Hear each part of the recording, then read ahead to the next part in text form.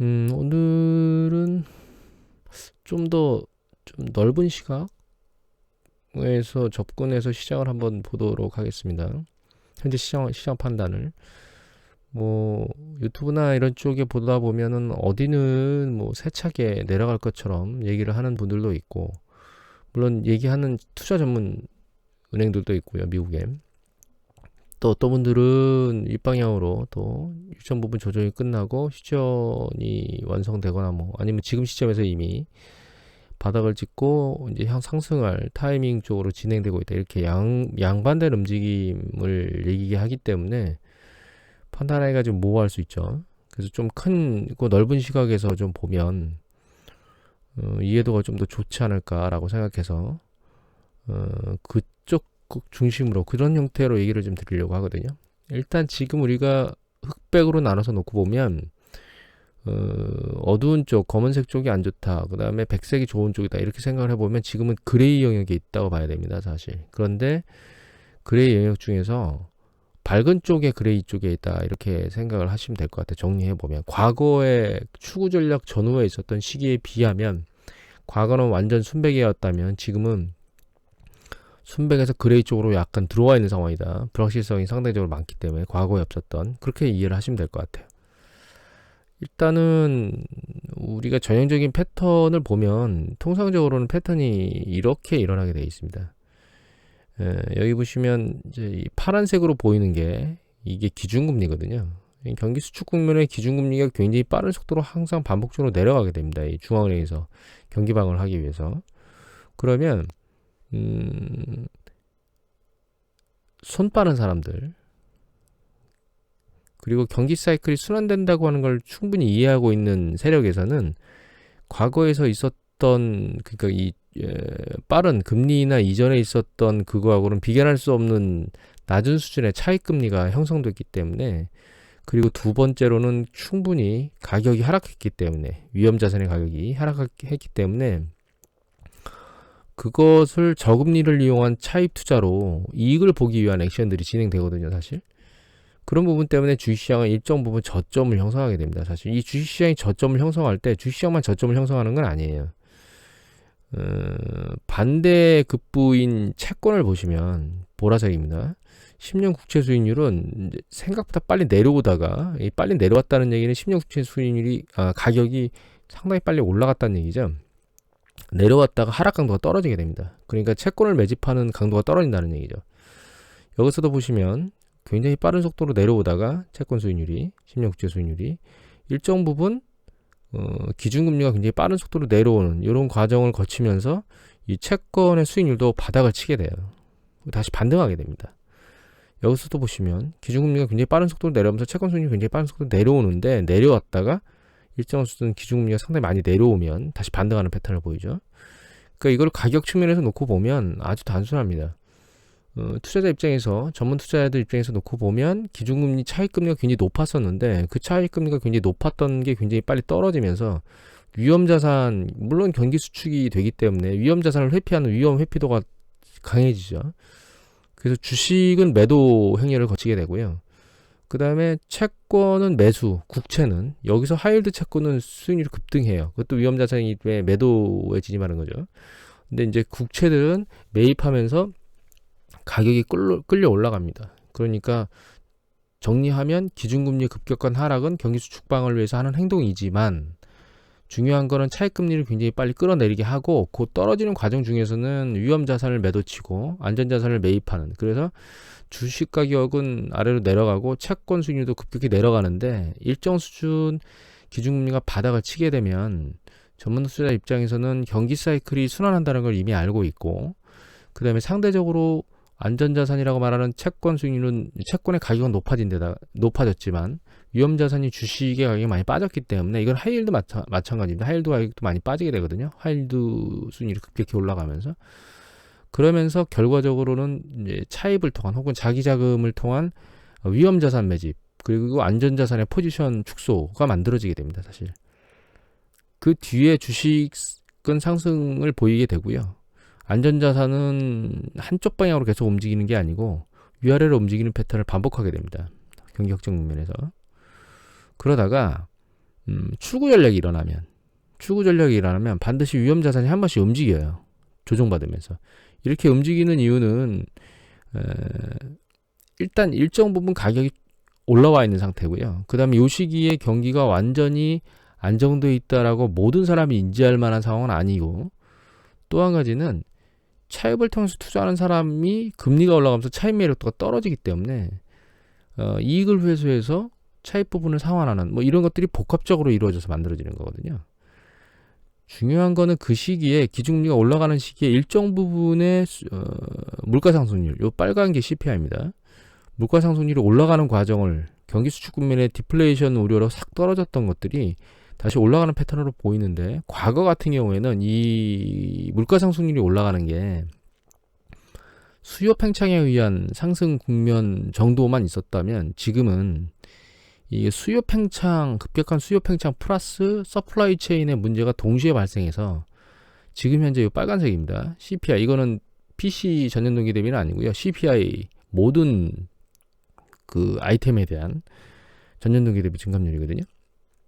실제로 피부로 느끼는 CPI죠. 일반인들이 정책적으로 쓰는 건 아니고, 여하튼 그런 부분이 굉장히 높은 수준에 있어요. 그리고 이게 어느 정도 수준에 있냐 하면 여기 보시면 이게 오일 쇼크가 있었던 두 시기, 70년대를 지나고 나서 70년대 이제 80년대 초반에 정점을 치고 내려왔던 요 이후에 가장 높은 수준까지 지금 올라와 있는 상황입니다.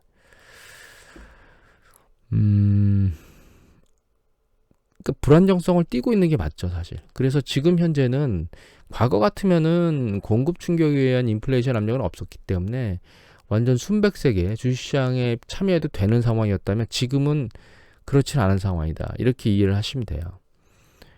그러면 이게 지금 위험한 거냐, 지금 상황이 지금 검은 쪽으로 그레이냐, 아직까지는 그렇게 생각해 볼 필요는 없다, 이렇게 생각합니다. 러시아가 우크라이나 사태가 난리를 치고 있긴 하지만, 여기 보시면 이제 이거는 애틀란타 연준인데요. GDP Now라고 해서 애틀란타 연준에서 매번 발표되는 미국 경제 지표를 가지고 향후의 GDP 2020년도 1월달, 이제 1분기 1월달 아니고 이게 이제 분기가 지나고 나면 최종치가 발표되는데, 이거를 추적하면서 계속 발표를 하거든요.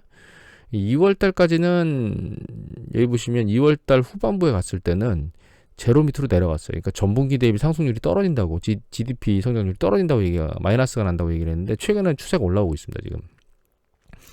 그러니까 상황을 굉장히 최악으로 볼 필요는 없을 것 같고, 그 다음에 이거는 컨퍼런스 보드에 있는 글로벌의 주요 국가들 선행지수거든요. 근데 선행지수 보면 물론 내려가는 지역도 있습니다. 여기 보시면 브라질이나 프랑스, 그 다음에 인디아, 여기 보시면 이제 우리나라도 포함되어 있어요. 약간 하락할 거라고 지금 보이고 있고, 이 데이터에서는. 그 다음에 멕시코 있지만, 다른 영역들은 지금 그렇지 않아요. 유로에리아 같은 경우에는 0.5% 상승한다고 되어 있고요.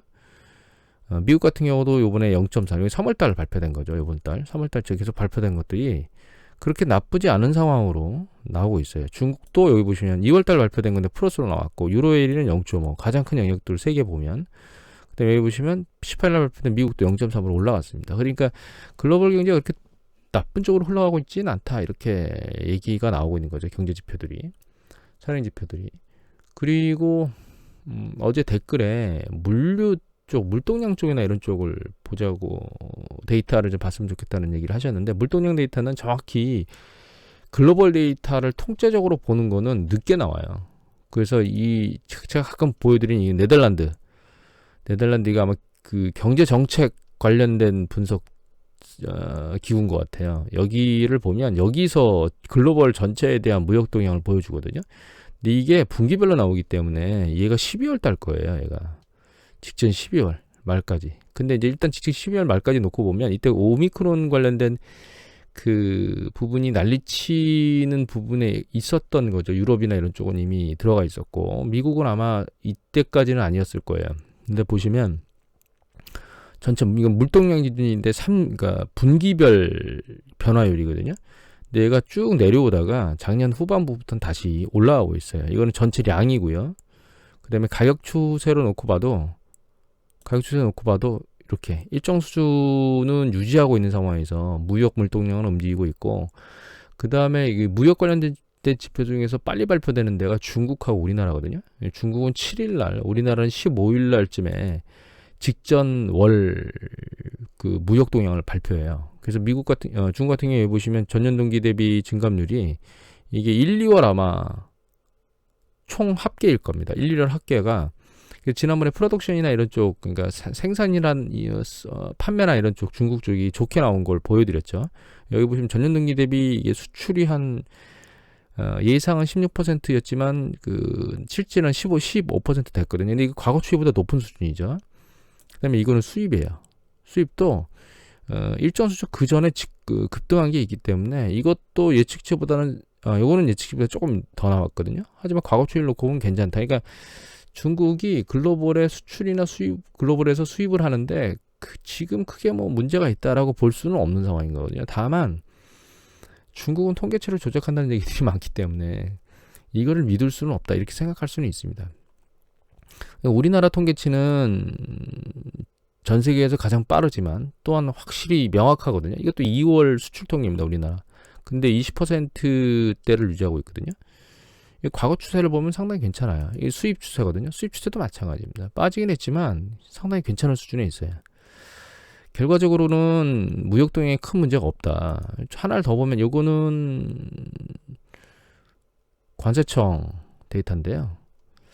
여기 보시면 1월 달에 여기 전월 대비는 감소했지만 전년 동기 대비 보면 이게 2021년도 1월이거든요.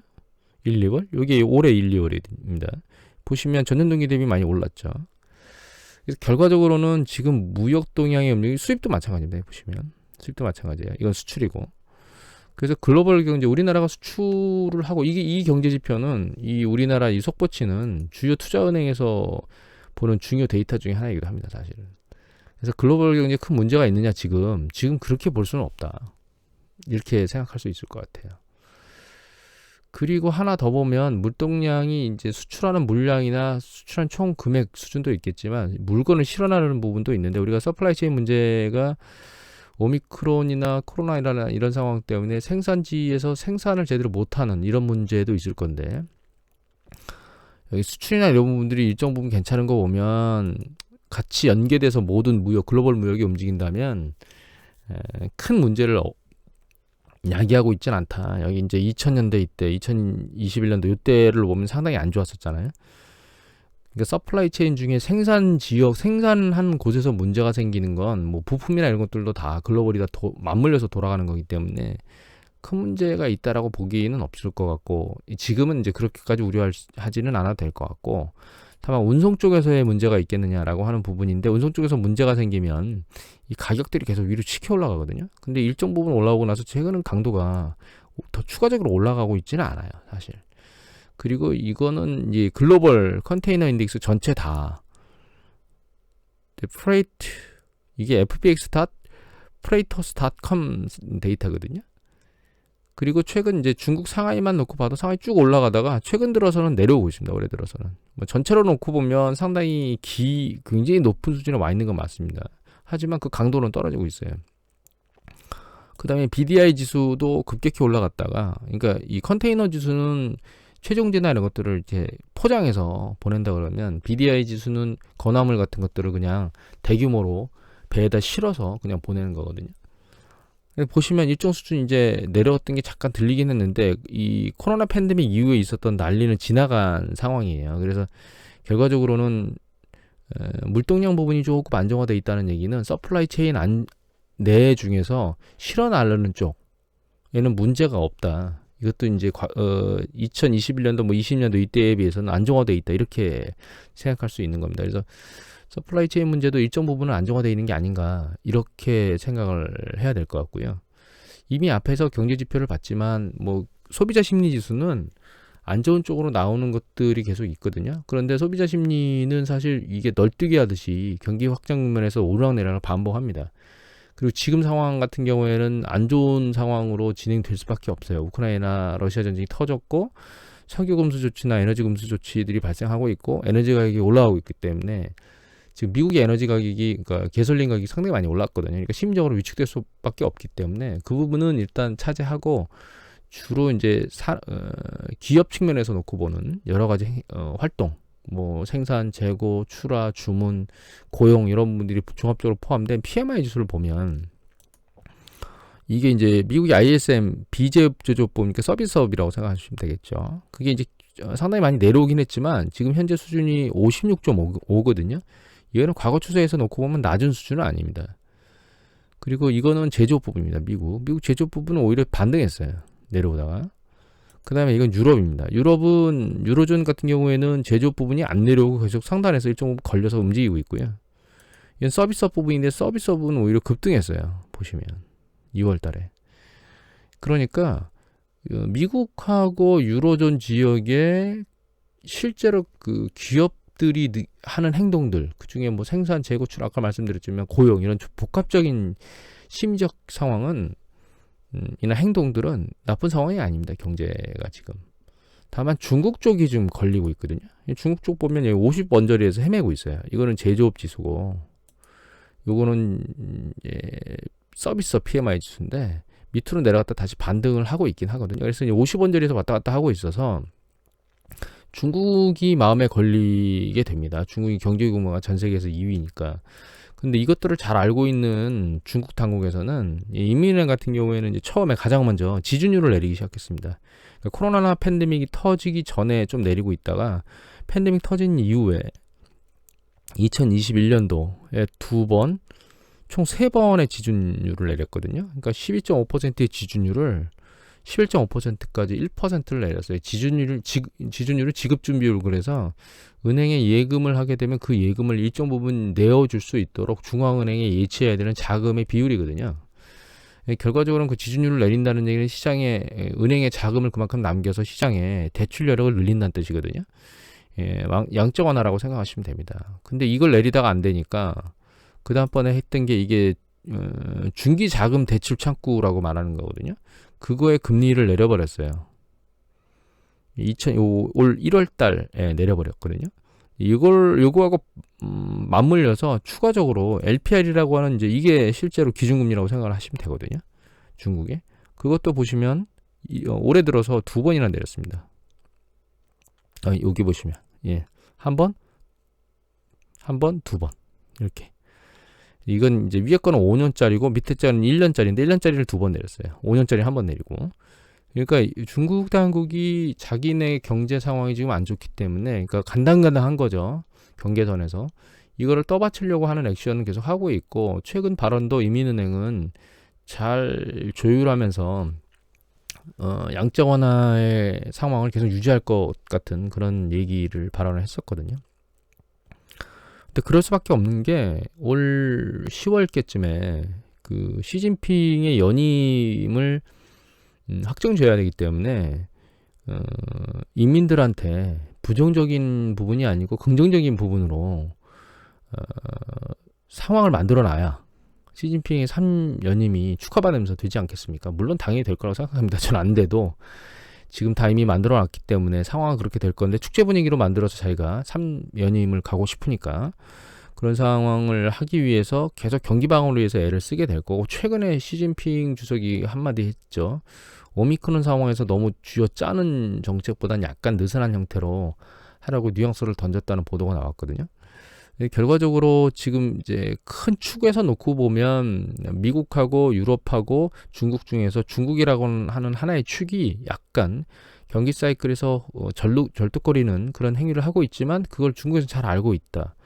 그다음에 시진핑 3연임 때문에 그 부분을 잘 컨트롤하고 어떤 형태로든 떠받치는 액션을 하려고 하고 있다라고 하는 부분에 대해서 여러분들이 이해를 하시면 될 것 같아요. 그러면 글로벌 경제는 절뚝거리기는 하지만 추세적으로 우리가 예측하는 것만큼 그러니까 혹은 누군가 혹자들이 말하는 경기 수축 국면으로 빠지는 그런 부분에 대해서는 아직까지는 우려할 상황이 아니다. 이렇게 정리를 하시면 될 것 같아요.